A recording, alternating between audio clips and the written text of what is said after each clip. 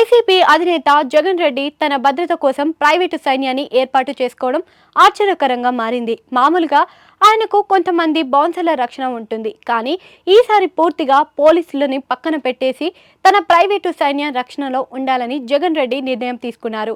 Liquor scam లో జగన్ రెడ్డిని ఎప్పుడైనా అరెస్ట్ చేయవచ్చని ప్రచారం ఊపందుకుంది. ఇలాంటి సమయంలో అరెస్టు నుంచి తప్పించుకోవడానికి జగన్ చాలా ప్రయత్నాలు చేస్తున్నారు.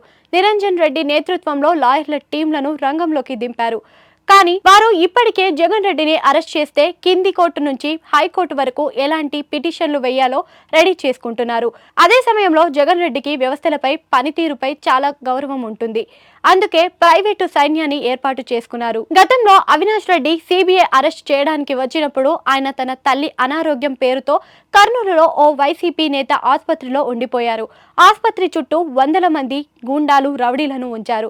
వారి అందరికీ భోజనాలు ఏర్పాటు చేసి పహారీ కాయించారు. పోలీసులు కూడా తాము అరెస్టు చేయడానికి సహకరించలేమని తేల్చి చెప్పారు. దాంతో సిబిఐ అధికారులు వెనక్కి తగ్గాల్సి వచ్చింది. ఇప్పుడు కూడా జగన్ అదే వ్యూహం పాటించాలని అనుకుంటున్నారు.